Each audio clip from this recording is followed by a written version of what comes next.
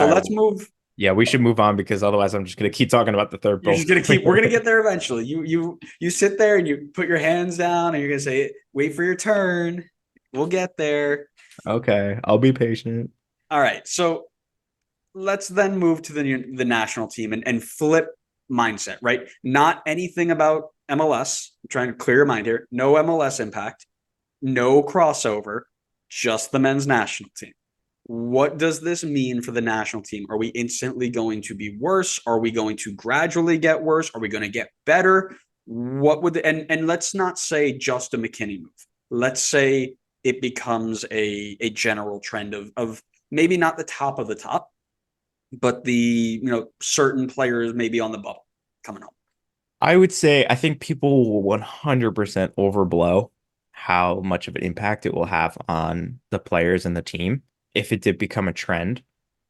I would say the most important thing is for them to be in Europe to develop while they're developing when they're in that key range of like 20 to 25. I think could be really crucial for them to learn and kind of like learn in the European system.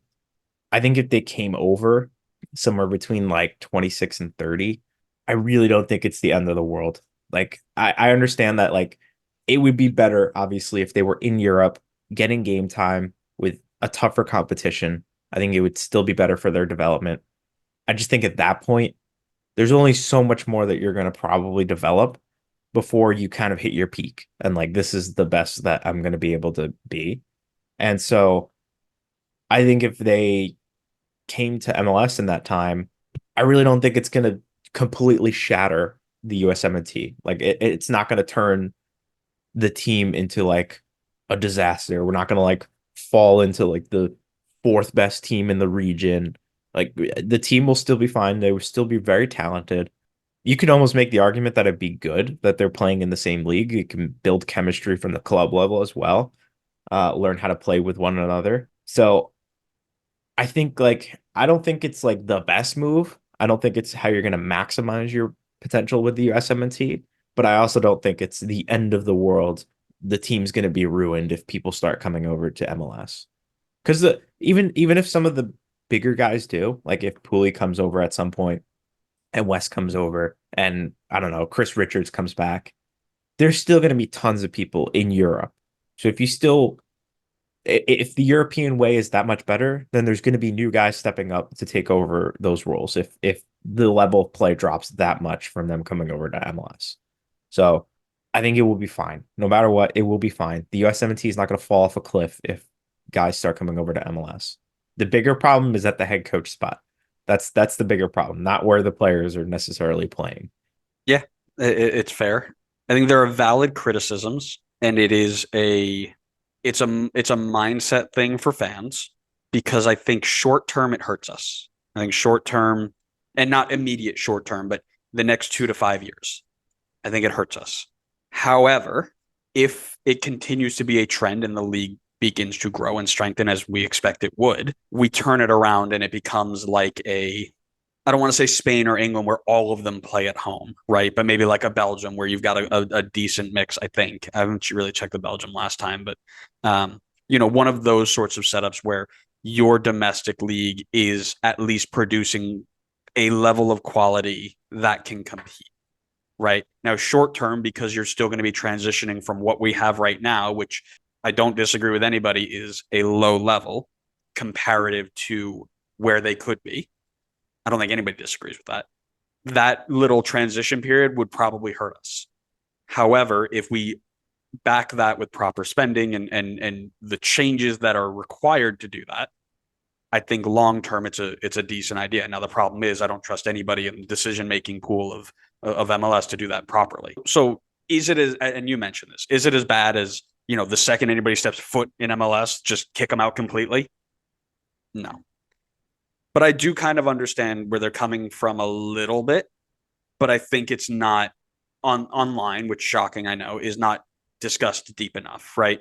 In 2018, we had guys like Bradley and Josie playing at home, some of our best, and we missed the World Cup, right? They were in Toronto, we missed the World Cup. Oh my God, it's because all of our players went back to MLS, right?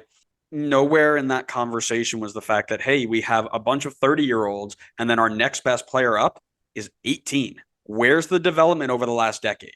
Right? There was because we didn't have our academy system set properly. And now you're seeing that turnover, right? It doesn't matter what league that they played in. They were past their prime, right? The Bradleys, the Josie, they were pretty much done. Omar Gonzalez, I think, and Matt Beasler were the center backs in Trinidad, right? Now I'm not saying that they couldn't hack it with Trinidad, but you could tell those guys were getting to the end, and there was not a clear cut next step up.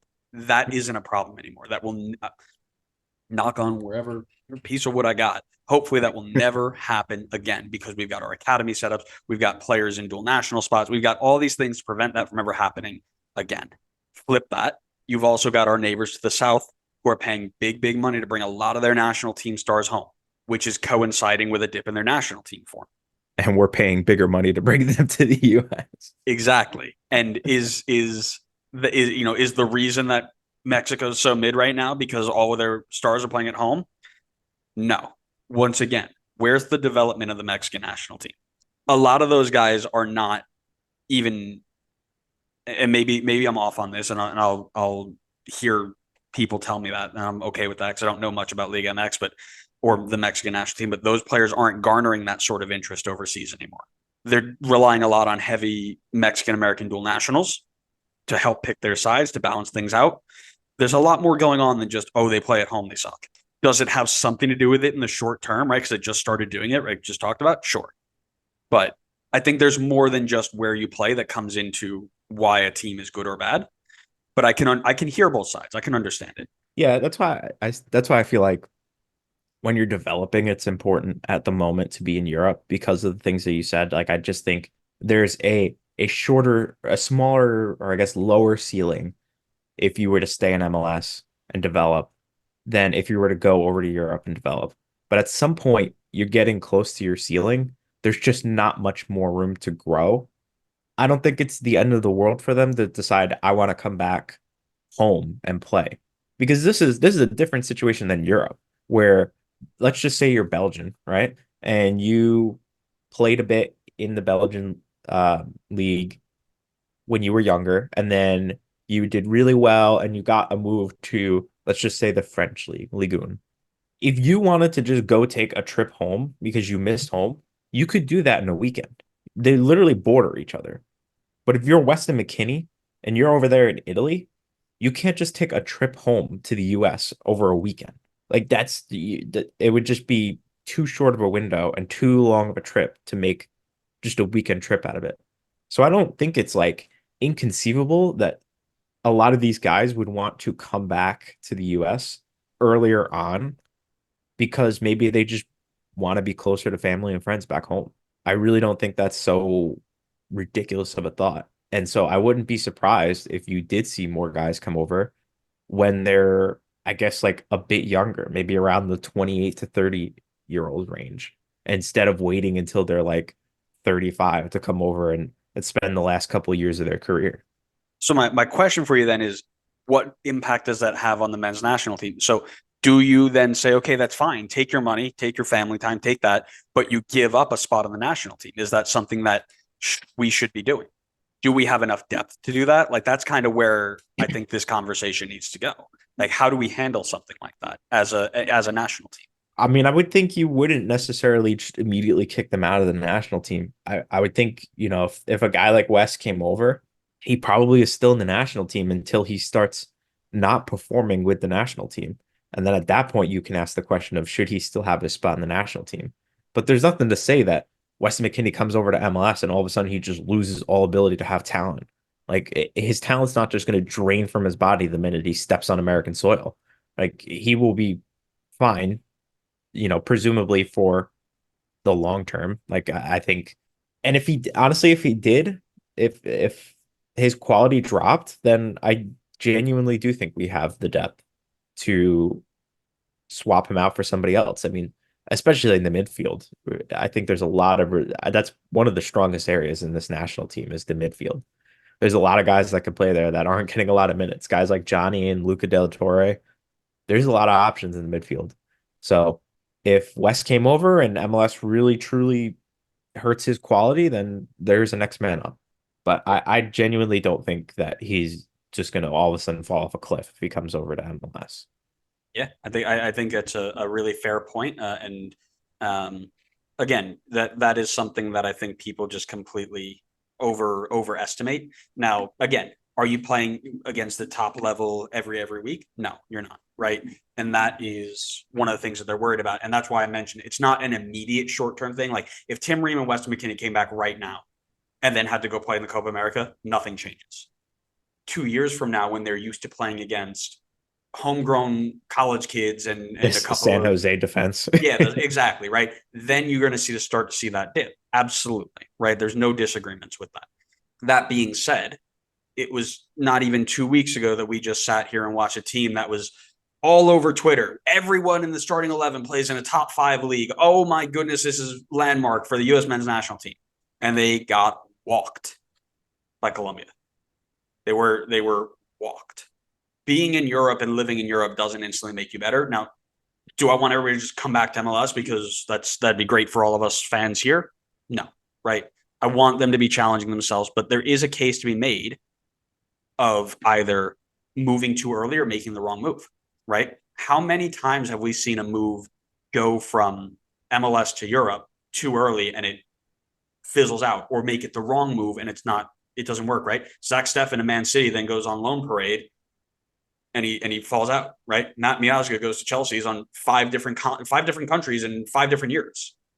He's out, right? Mihailovic goes and he didn't, really adapt. He has to come home, right?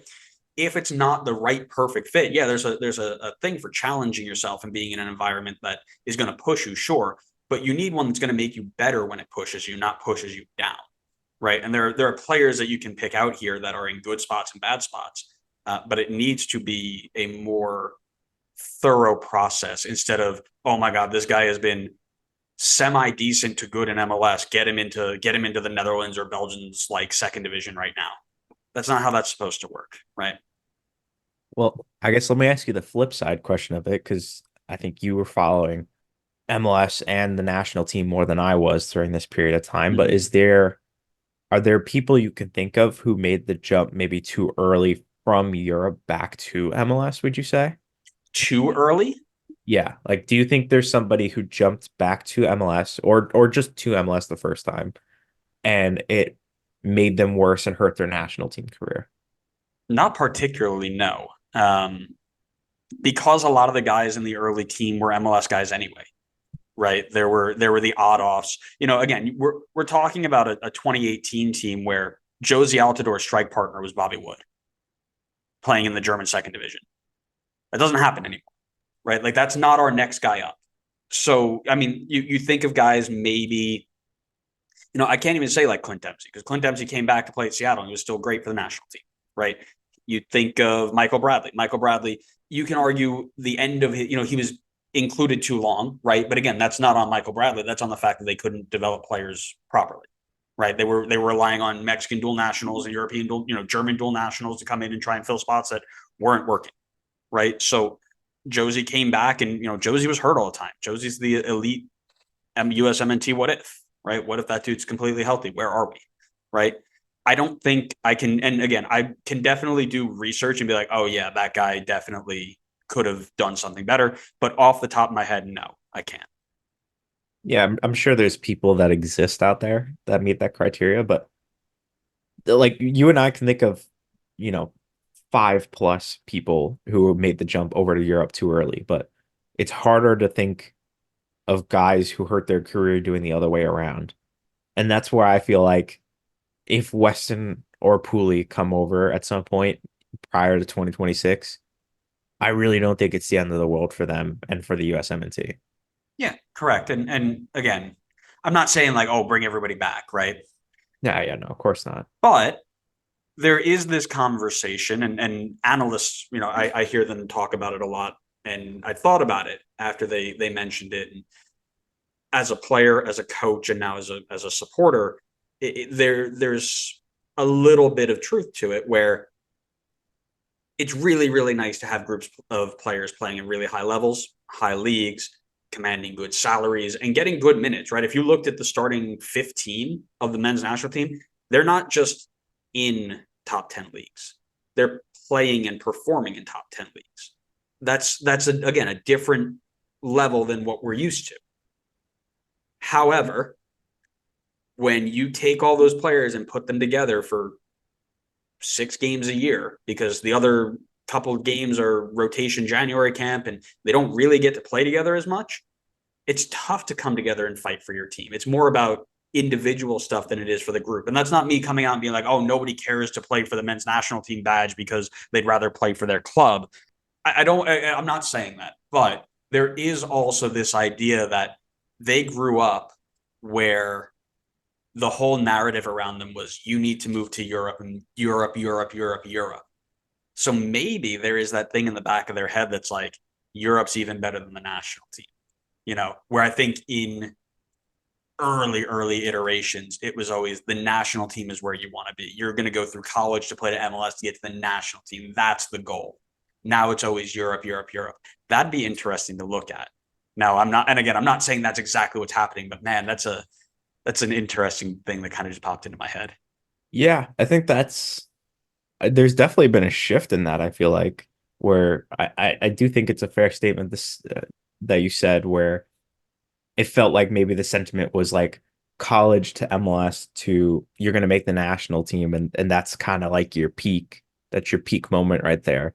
Whereas like nowadays it's like all right, well, it's not inconceivable for guys to go from, developing in youth academies in the US to jump into Europe to playing in the Champions League and winning the Champions League and also getting into the national team. So it seems like the ceiling kind of got raised once, that door was opened a little bit. It just continued to open more. And I think that's kind of the new wave of development for guys coming through like US academies.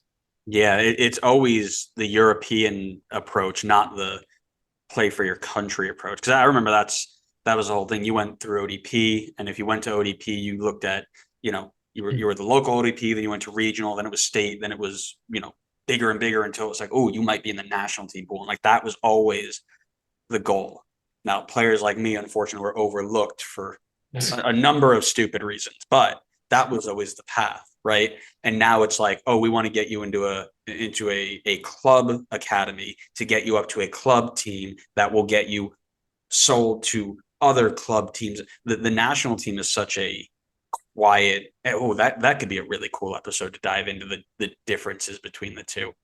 We'll come back to that. I don't want to harp on that too long, but to bring it back to our point, right? Like when you have all these players who are coming from Europe all the way into one national team for a week at a time, it feels as a player, it feels individual, right? I remember being a guest player on a couple teams, and these guys are all talking about how they hate this team, they hate that team, and all these teams are, the rivals and stuff. And I'm just like, I'm here to keep the ball out of the net. Like, okay, right? There was no connection to that meaning. Now, I think it's different for a national team, but at the end of the day, it's tough to have that same thing going on. Now, when we were way back in earlier version of the men's national team, where it was a lot of MLS guys, mostly MLS guys, they all played together and they weren't necessarily that good, but they went through it and they fought for each other because that's who they were. They saw each other week in, week out in their club teams or week in, week out against each other. And there was that fight that said, okay, we're going to come together. We're going to take that. And we're going to put it right on and MLS tactics were all the same at that time too, right? Here's the ball. Good guys up over that way.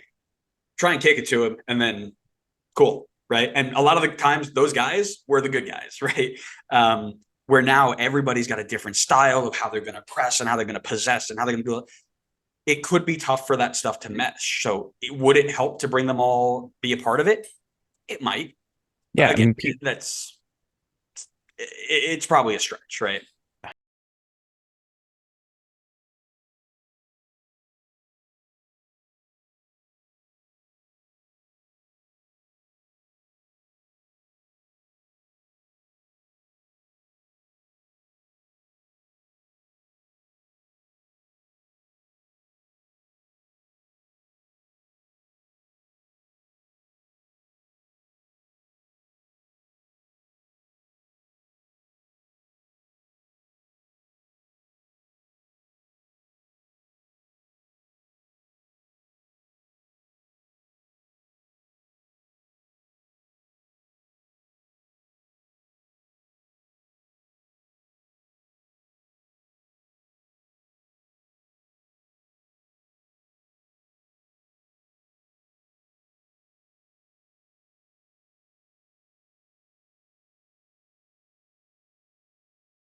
Cozy USMNT team, like they were mentality monsters. Like they were every time they stepped on the field, it was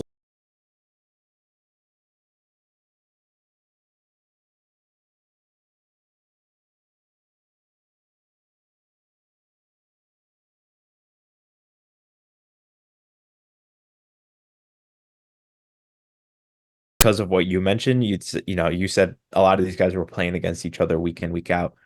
I don't know if that would help improve it. I don't know if it starts at the top, like if it's a Greg issue, but there certainly seems to be that lack of like mentality with this national team.